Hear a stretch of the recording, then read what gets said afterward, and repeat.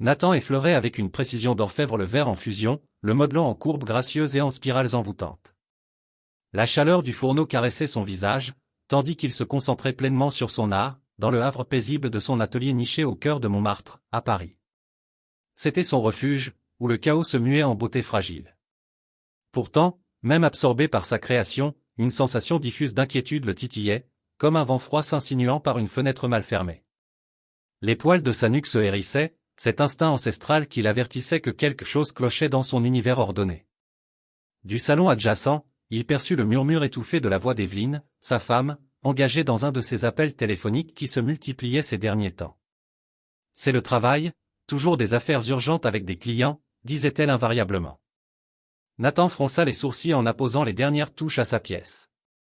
Il ne parvenait pas à identifier précisément ce qui le tracassait, mais le comportement d'Evelyne avait changé, plus secretive, plus distraite, comme si elle errait dans les rues labyrinthiques de la capitale sans but précis.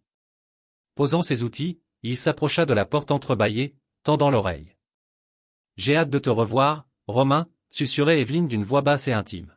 « Oui, je sais, nous devons être prudents. » Nathan ne se doute de rien. Nathan se figea, un frisson glacial le traversant. « Romain ? Qui diable était ce Romain ? Et pourquoi ce ton si complice ? Non, impossible, Evelyne ne ferait pas ça. Mais son intuition hurlait le contraire, au fond de lui, il savait. Avec des gestes silencieux, Nathan se dirigea vers leur tablette commune, ses mains tremblant légèrement en la déverrouillant. Une fouille rapide des messages révéla la vérité crue, des échanges passionnés, des déclarations enflammées, des plans pour des rendez-vous clandestins. Sa femme le trompait. Il reposa l'appareil avec précaution, l'esprit en tumulte. L'envie de la confronter sur le champ le submergea, de hurler sa rage et d'exiger des explications. Mais une part plus froide, plus calculatrice, le retint. Il lui fallait plus d'informations, des preuves irréfutables. Agissant comme un automate, il récupéra la caméra cachée qu'il gardait pour la sécurité de l'atelier. En quelques minutes, elle fut installée dans un coin discret, braquée sur l'endroit préféré d'Evelyne pour ses appels professionnels, un fauteuil ancien près de la fenêtre donnant sur les toits de Paris. Il ne restait plus qu'à attendre. Les jours suivants furent un supplice. Nathan simulait la normalité, tout en bouillonnant intérieurement de trahison et de fureur. Il se réfugia dans son travail, canalisant son tourment en créations de plus en plus complexes et éphémères, évoquant les vitraux chatoyants des cathédrales gothiques qu'il admirait lors de ses promenades solitaires le long de la Seine. Enfin, sa patience fut récompensée, la caméra captura un appel vidéo d'Evelyne en haute définition. Les poings serrés, Nathan observa les sourires coquins et les gestes flirtants de sa femme, tous destinés à cet inconnu séduisant à l'écran. Mais ce fut le contenu de leur conversation qui le transperça comme une lame. « J'ai mis Nathan sur cette nouvelle série que tu as commandée, » disait Evelyne. « Il ignore totalement que tu es l'acheteur, bien sûr. Mon Dieu, Romain, tu es génial. Utiliser le talent de mon mari pour valoriser ta collection, c'est diaboliquement astucieux. » L'homme, Romain, rit doucement. « Que veux-tu, j'ai des goûts luxueux en art comme en amour. » Nathan coupa la vidéo, l'esprit en ébullition. Non seulement Evelyne le trahissait, mais elle complotait avec son amant pour manipuler sa carrière à leur profit. Il en apprit plus sur ce Romain via une recherche rapide en ligne. Romain Beaumont, une figure éminente du monde de l'art parisien, un collectionneur fortuné connu pour sa férocité en affaires, avec des liens dans les galeries du Marais et même des rumeurs de spéculation douteuses lors des ventes aux enchères de Drouot. Perdu dans ses pensées, il faillit ne pas entendre Evelyne rentrer. Elle entra dans l'atelier, tout sourire et fausse gaieté. « Comment avance la nouvelle pièce, chérie ?» demanda-t-elle en jetant un œil à sa création. Nathan lutta pour garder un ton neutre. « Très bien. » Evelyne fronça les sourcils, percevant sa tension. « Tout va bien ?» L'espace d'un instant, il fut tenté de tout déballer, de la faire avouer sa duplicité. Mais non, pas encore. Juste du stress avec les délais, mentit-il. Les épaules d'Evelyne se détendirent, visiblement soulagées. « Ne te surmène pas. Je sors un moment, rendez-vous avec un nouveau client potentiel. » Nathan serra les dents, il savait exactement où et avec qui elle allait. Dès qu'elle fut partie, sa façade s'effondra. Il arpenta l'atelier comme un lion en cage, l'esprit en feu. Comment avait-il pu être si aveugle? Une chose était sûre, il ne pouvait laisser cela impuni. Evelyne et son amant le prenaient pour un idiot, exploitant son talent et son mariage. Ils allaient apprendre à leurs dépens qu'il ne fallait pas sous-estimer Nathan Bufford. Il sortit son téléphone, composant un message à son vieil ami Charles, un ancien journaliste reconverti en détective privé, habitué aux scandales des cercles artistiques parisiens comme cette affaire oubliée des années 80 où un faux tableau de Monet avait secoué les salons. Si quelqu'un pouvait déterrer des saletés sur Romain Beaumont, c'était lui. En envoyant le message, un sourire effleura les lèvres de Nathan. Qu'ils profitent de leur petit jeu pour l'instant, bientôt, il leur montrerait de quoi il était capable. Les pièces étaient en place, il n'avait qu'à attendre le moment opportun pour frapper. Le cœur d'Evelyne battait la chamade tandis qu'elle conduisait vers l'hôtel chic du quartier latin, où elle rejoignait Romain. L'excitation de leur romance interdite lui procurait encore des frissons, même après des mois de cachotterie. Elle savait que c'était mal, imaginait la douleur de Nathan s'il découvrait tout, mais elle ne pouvait s'en empêcher. Romain la faisait se sentir vivante comme jamais, rappelant les soirées folles de sa jeunesse à Saint-Germain-des-Prés, où l'on philosophait autour d'un café jusqu'au petit matin. En se garant et en entrant, une petite voix intérieure l'avertit, Nathan semblait distant ces derniers temps, presque suspicieux. Mais elle chassa ses doutes. Nathan était un idéaliste pur, loyal comme un chevalier des contes médiévaux français. Leur mariage s'était émoussé, mais sa fidélité était inébranlable. Cette pensée lui pinça le cœur de culpabilité, qui s'évapora dès qu'elle vit Romain dans le hall, élégant dans son costume sur mesure. « Ma chérie », dit-il avec un sourire espiègle, l'attirant pour un baiser passionné. Evelyne fondit contre lui, oubliant Nathan. En montant vers la chambre, Romain lui exposa ses derniers plans. « Cette nouvelle série que Nathan crée va nous rendre riches tous les deux, dit-il, les yeux pétillants. J'ai déjà des acheteurs majeurs en ligne de mire. Une fois que l'on saura que Nathan Bufford l'a réalisé pour ma collection personnelle, la valeur explosera. » Evelyne fronça les sourcils. « Tu ne crains pas que quelqu'un se doute de quelque chose ? Que Nathan pose des questions sur cet acheteur mystérieux. » Romain balaya l'idée d'un geste. « S'il te plaît, ton mari est un artiste, pas un requin des affaires. Il ignore tout des jeux d'influence dans les galeries. Tant que les chèques arrivent, il sera content comme un coq en pâte. » Evelyne acquiesça, réprimant un malaise. Romain avait raison, Nathan était naïf face au monde impitoyable de l'art haut de gamme, où les négociations se faisaient autour d'un verre de Bordeaux dans des brasseries huppées. C'était d'ailleurs ce qui l'avait séduite chez Romain, son assurance, son charisme. Pourtant, alors qu'il l'attirait sur le lit, un doute persistait. Était-elle prête à trahir Nathan si profondément, à exploiter son talent et sa confiance? Mais les lèvres de Romain sur les siennes chassèrent tout, et elle s'abandonna au plaisir, savourant chaque instant volé. Nathan fixait les documents étalés sur son bureau, le visage sombre. Les résultats de l'enquête de Charles sur Romain Beaumont dressaient un portrait accablant, multiples liaisons avec des conjoints d'artistes, manipulation du marché de l'art via des délits d'initiés et des gonflements artificiels de valeur, voire des soupçons de fraude et de blanchiment d'argent. Evelyne s'était embarquée avec un vrai requin. Une part de lui voulait la confronter immédiatement, la secouer pour qu'elle avoue sa cécité. Mais sa raison l'en empêcha. Il lui fallait des preuves irréfutables, quelque chose qui ne laisserait à Evelyne aucun espace pour nier. Et surtout, quelque chose qui ferait s'effondrer l'empire de Romain. Un plan germa dans son esprit, risqué, peut-être dangereux, mais il était au-delà de la prudence. Il composa le numéro de Charles. « C'est moi. J'ai besoin d'une dernière faveur. » Romain Beaumont arpentait sa galerie privée avec satisfaction, dans son hôtel particulier du Marais. Des rangées d'œuvres inestimables, chacune acquise avec soin pour en maximiser la valeur. Bientôt, il ajouterait une série entière d'originaux de Nathan Bufford. Un sourire suffisant illumina son visage. Le pauvre Nathan n'avait aucune idée qu'il créait les pièces qui consolideraient son statut de collectionneur suprême. Le système de sécurité bipa, signalant un visiteur. Romain fronça les sourcils, il n'attendait personne ce soir. Sur sa tablette, il vit qui c'était et haussa les sourcils de surprise. Le mouton entrait dans la gueule du loup. Il ouvrit la grille, un éclat prédateur dans l'œil. Cela promettait d'être divertissant. Les poings serrés, Nathan pénétra dans la galerie opulente. Chaque fibre de son être hurlait de frapper ce arrogant, mais il se contint. Il voulait des réponses d'abord. Romain l'attendait, adossé à un piédestal de marbre, feignant la nonchalance. Nathan Bufford, en chair et en os. À quoi dois-je cet honneur? Nathan serra les mâchoires. Arrête ton cinéma, Beaumont. Je sais tout sur toi et Evelyne, et votre complot pour manipuler mon travail. Une surprise fugitive traversa le visage de Romain, vite remplacé par un rictus froid. Eh bien, l'artiste a plus de cran que je ne le pensais. Dis-moi, Nathan, comment te sens-tu en sachant que tu n'as été qu'un pion dans notre jeu? La rage bouillonna en Nathan, mais il la refréna. Pourquoi? Pourquoi tout ce manège? Tu es déjà riche à millions. Qu'est-ce que tu gagnes là-dedans? Romain rit amèrement. Pauvre innocent, tu ne comprends vraiment rien à ce monde. Ce n'est pas l'argent, c'est le pouvoir, le contrôle. Voir des boy scouts comme toi danser sur ma musique sans s'en douter. Il désigna les œuvres autour. Chaque pièce ici est une conquête, une vie manipulée, une réputation exploitée. Et grâce à ta charmante épouse, j'aurai une série complète de Nathan Bufford, ton chef-d'œuvre, créé sur mon ordre sans que tu le saches. Délicieux, n'est-ce pas?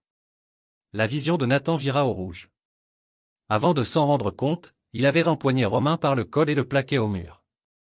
Espèce d'arrogant. Mais Romain rit, imperturbable.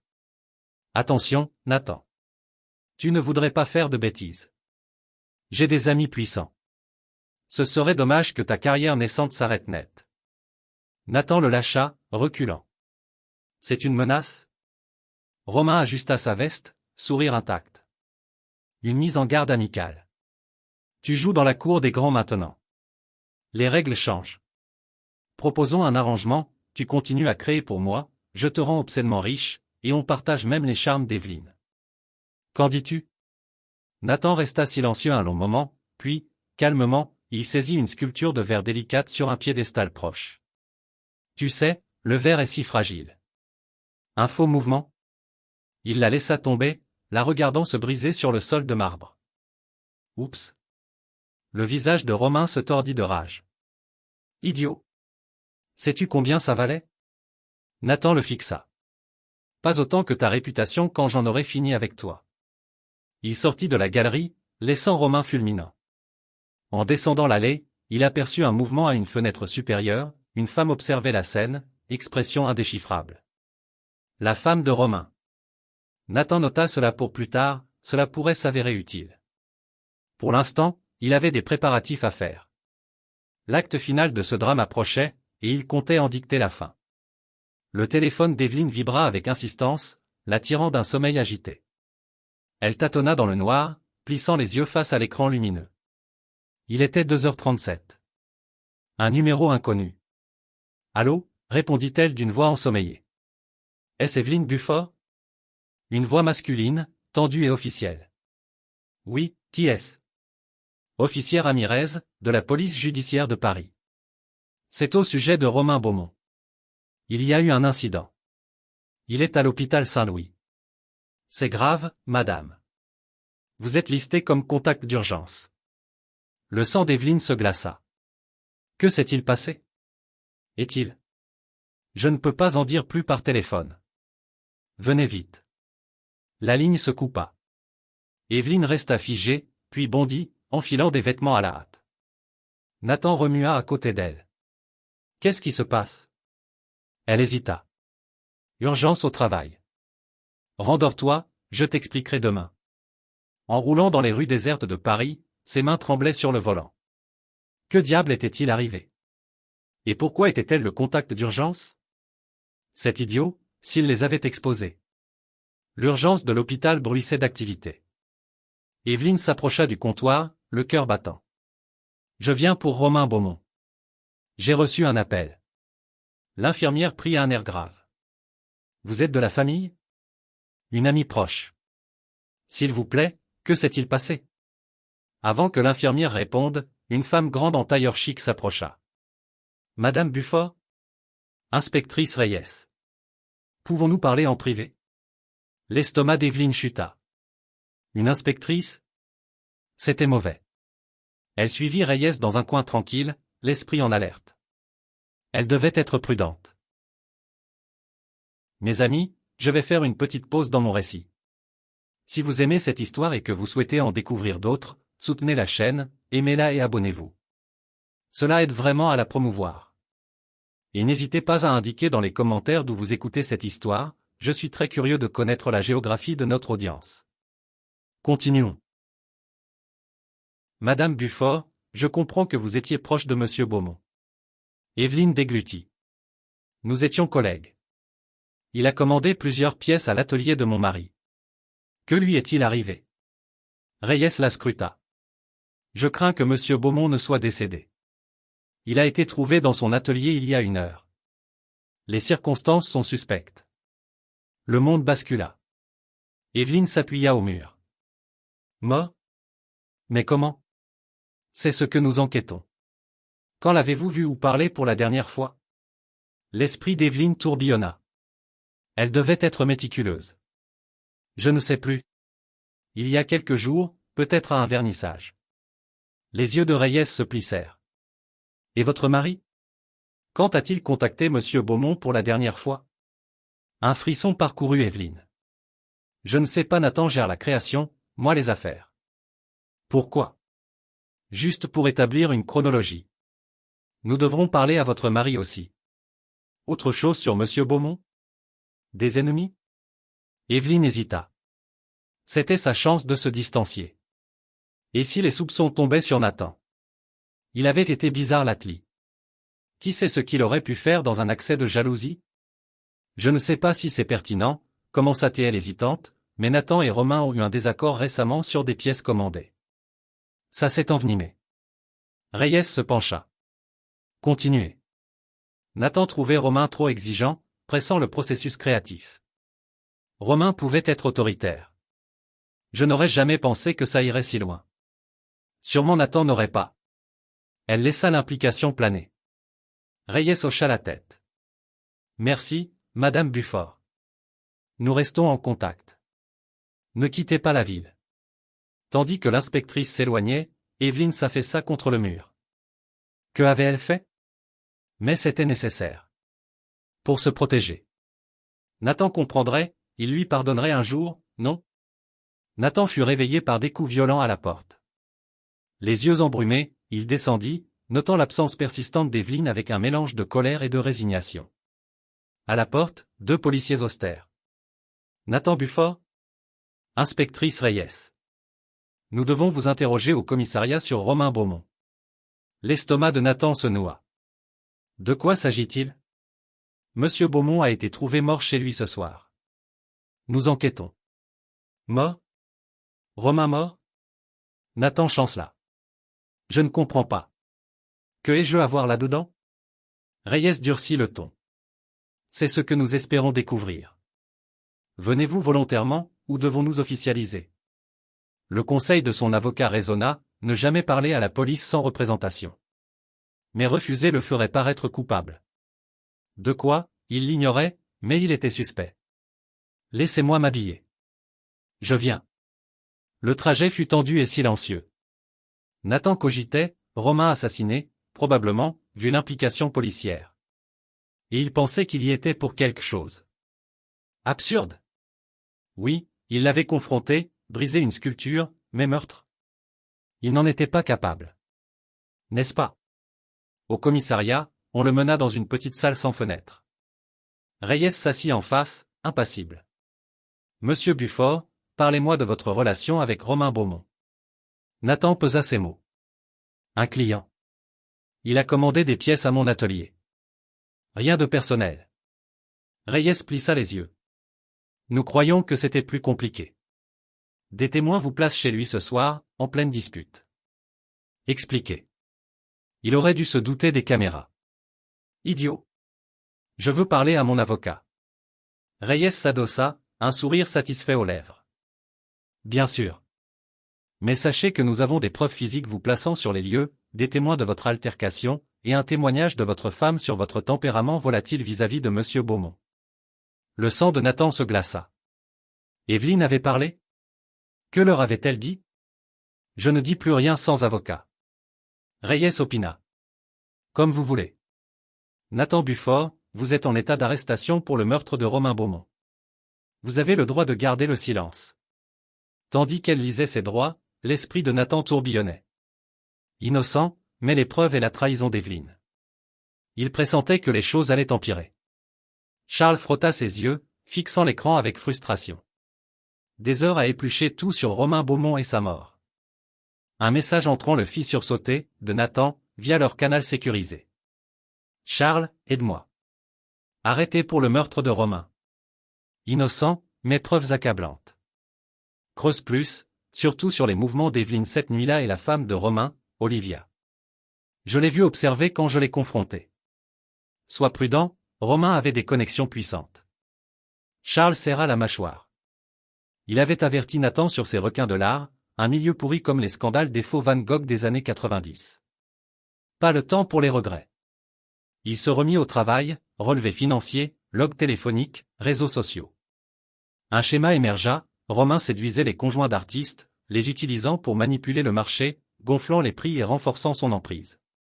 En creusant sur Evelyne, elle semblait propre en surface, mais des anomalies, dépôts inexpliqués sur des comptes offshore, voyages d'affaires suspects. Charles plissa les yeux, Evelyne n'était pas une simple complice passive. Mais quelque chose clochait.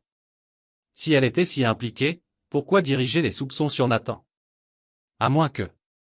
Il se redressa, une théorie naissant, et si Evelyne couvrait ses traces, piégeant Nathan pour détourner l'attention? Il devait l'interroger, subtilement. Si elle était derrière, elle était dangereuse. Il appela son numéro. Temps de plonger plus profond dans ce terrier. Evelyne arpentait son salon, l'anxiété la rongeant. Tout s'effondrait, Nathan arrêté, Romain mort, son monde minutieusement bâti en ruine. La sonnette retentit, la faisant sursauter. À travers le Judas, un homme inconnu, posture décontractée mais vigilante. Madame Buffort? Charles, un ami de Nathan. Pouvons-nous parler? Le cœur d'Evelyne s'emballa. Un ami de Nathan? Mauvais signe. Mais refuser éveillerait plus de soupçons. Elle ouvrit, affichant un sourire inquiet. Bien sûr, entrez. Tout ami de Nathan est le bienvenu. Charles entra, scrutant la maison. Merci. Je ne serai pas long. Quelques questions sur la nuit de la mort de Romain Beaumont. Le sourire d'Evelyne vacilla. J'ai déjà parlé à la police. Je ne sais pas quoi ajouter. Le regard de Charles perça. Une perspective fraîche peut révéler du neuf. Par exemple, j'ai noté des incohérences dans vos relevés financiers ces derniers mois. Evelyne blêmit. Comment savait-il? Qui était-ce? Je ne vois pas ce que vous insinuez, mais partez maintenant. Charles leva les mains apaisantes. Pardon si je vous ai contrarié. Une dernière question, où étiez-vous entre 21h et minuit cette nuit-là? Evelyne paniqua. Elle avait dit à la police être restée chez elle. Mais s'il avait accès à ses finances, quoi d'autre? J'étais sorti, admit-elle. Des courses. J'avais besoin de m'aérer après tout ça avec Nathan et Romain. Charles hocha la tête pensivement. Je vois. Merci, Madame Buffort. Nous nous reverrons bientôt. Une fois partie, Evelyne s'adossa à la porte. Très mauvais. Elle devait agir vite, avant que tout s'écroule. Olivia Beaumont se tenait à la fenêtre de sa demeure palatiale, un verre de vin tremblant dans la main. Les jardins grouillaient de policiers fouillant pour des preuves du meurtre de son mari. Ex-mari, se corrigea-t-elle amèrement. Les papiers de divorce étaient prêts depuis des semaines, elle n'avait plus qu'à les lui signifier. À présent, impossible. Un coup discret à la porte l'arracha à ses pensées. Madame Beaumont, un homme veut vous voir. Un détective privé travaillant pour Nathan Buffort. Olivia haussa les sourcils. Nathan Buffort, l'artiste dont la femme couchait avec Romain? Intéressant. Faites-le entrer.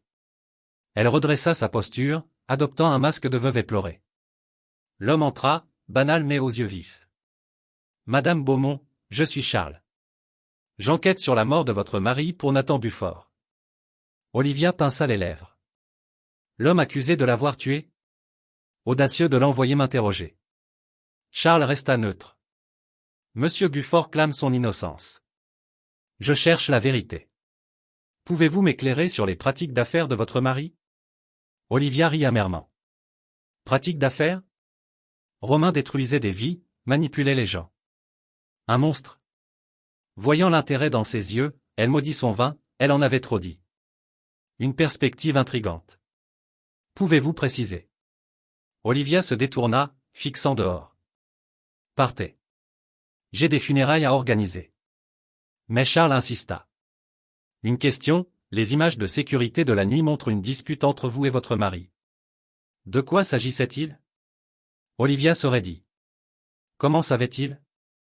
La vidéo aurait dû être effacée. Je ne sais pas de quoi vous parlez. Sortez ou j'appelle la sécurité. Tandis qu'il partait, l'esprit d'Olivia tourbillonnait. Si cette vidéo avait survécu, elle devait agir vite. Elle ignorait que ses actes cette nuit-là la hantraient bientôt de manière imprévisible. La salle d'audience était bondée tandis que l'avocat de Nathan présentait les nouvelles preuves, images de sécurité montrant Olivia entrant dans l'atelier de Romain peu après la confrontation de Nathan, relevés financiers révélant un schéma d'escroquerie et de fraude que Romain allait découvrir, et, plus accablant, traces du poison utilisé pour tuer Romain sur des gants dans la voiture d'Olivia. Le juge ordonna la libération de Nathan et la réouverture de l'enquête. Evelyne, au fond de la salle, pâlit. Avec Nathan innocenté, l'attention se tournerait vers son propre rôle dans les manigances de Romain. Elle vit Nathan embrassé par ses soutiens, le visage mêlant soulagement et détermination. Leurs regards se croisèrent, la froideur dans le sien la glaça. Evelyne fila vers la sortie, l'esprit en ébullition. Elle devait disparaître avant que son château de cartes s'effondre. Mais une main agrippa son bras. Se retournant, elle fit face à l'inspectrice Reyes. « Vous allez quelque part, Madame Bufford ? Je crois que nous devons rediscuter. » Le cœur d'Evelyne sombra. Les choses allaient empirer. Les doigts de Charles volaient sur le clavier, les yeux plissés de concentration. Des heures sur les vidéos de sécurité de la maison de Romain, cherchant tout indice pour innocenter Nathan. Enfin, quelque chose, l'image granuleuse montrait Olivia entrant dans l'atelier peu après Nathan, tendu, agité, un verre à la main. Charles sourit. Bingo. Il appela l'avocat de Nathan. J'ai quelque chose que tu vas adorer. Olivia Beaumont était assise dans la salle d'interrogatoire austère, ses vêtements de marque froissés, son maquillage impeccable en miettes. Loin de la socialité polie qui régnait sur le monde de l'art. Reyes entra, dossier sous le bras. Madame Beaumont, discutons de nouvelles preuves. Olivia jeta un regard nerveux. J'ai déjà tout dit. Reyes étala des photos, capture montrant Olivia entrant dans l'atelier, gros plan sur le verre. Expliquez ça. Olivia blêmit. Je ne. Nous avons trouvé des traces du poison sur des gants dans votre voiture. Le même poison que dans ce verre sur ces photos. La composure d'Olivia craqua. Vous ne comprenez pas. Romain était un monstre. Vous n'imaginez pas ce qu'il faisait. Alors vous l'avez tué. Olivia rit hystériquement. J'ai vu une opportunité et je l'ai saisie. Cet artiste, je l'ai vu partir furieux après leur dispute. Romain serait enragé, distrait, vulnérable. Elle se pencha, yeux fous. Savez-vous ce que c'est d'être marié à un tel homme? Voir lui détruire des vies, manipuler pour son gain? Je ne pouvais plus. Je ne pouvais le laisser blesser d'autres. Reyes resta impassible. Olivia Beaumont, vous êtes en état d'arrestation pour le meurtre de Romain Beaumont. Vous avez le droit de garder le silence. Tandis que Reyes lisait ses droits, Olivia s'affaissa. C'était fini. Et, bizarrement, elle ressentait un soulagement qu'elle n'avait pas connu depuis des années. Nathan se tenait dehors du tribunal, le visage d'une satisfaction sombre, regardant Olivia emmenée menottée. C'était terminé, il était libre. Un tumulte dans le couloir attira son attention, Evelyne escortée par 2 agents, pâle et défaite. Leurs regards se croisèrent, Nathan y vit peur et regret.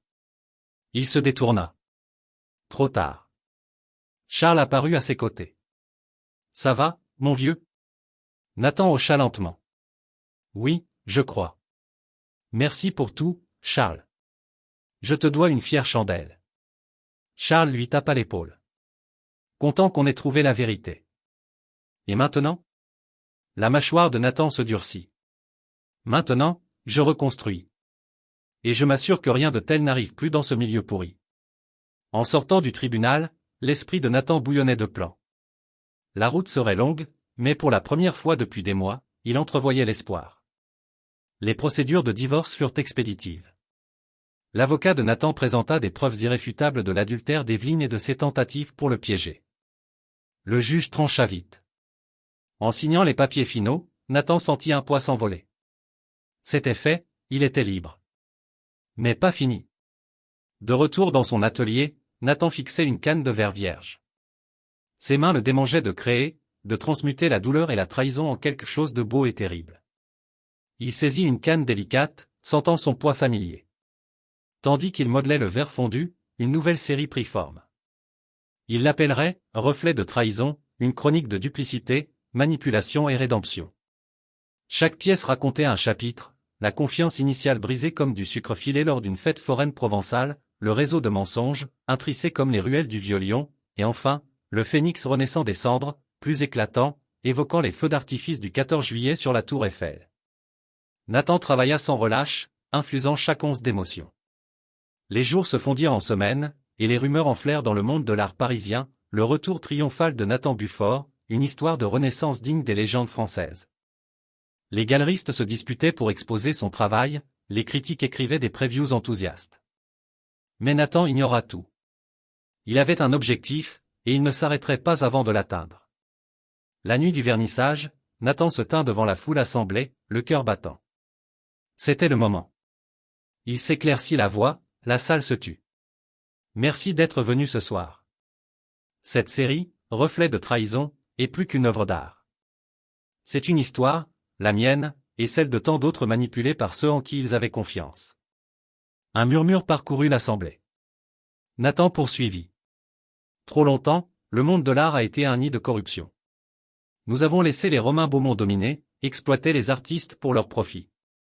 Eh bien, je dis, assez. Il désigna les sculptures.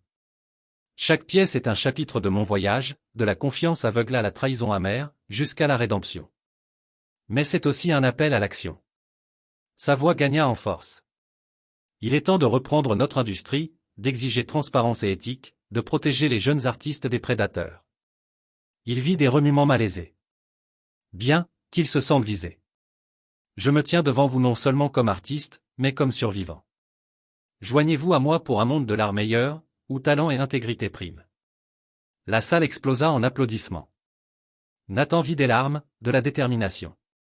Au fond, partiellement cachée derrière un pilier, une figure familière, Evelyne, expression indéchiffrable.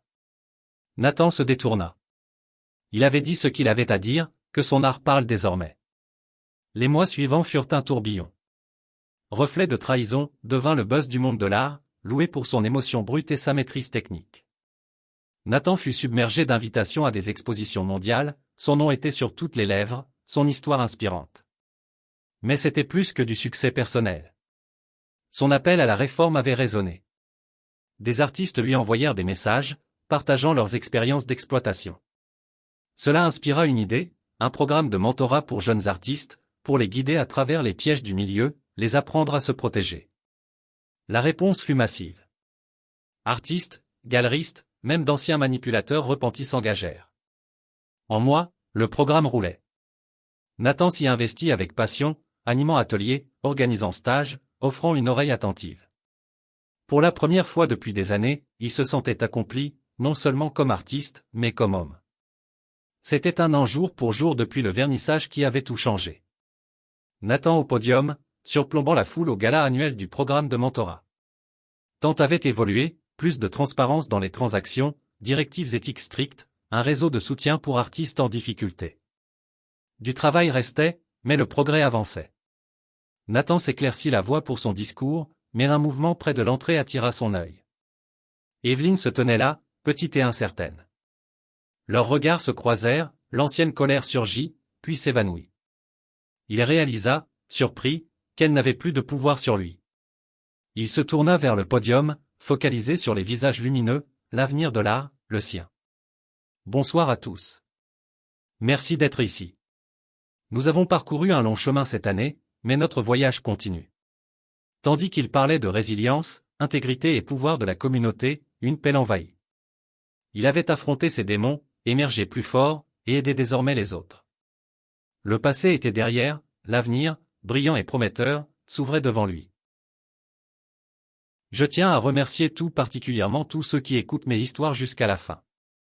C'est vraiment très important pour moi. Merci pour votre attention, pour votre temps et pour votre soutien. Je vous embrasse sincèrement.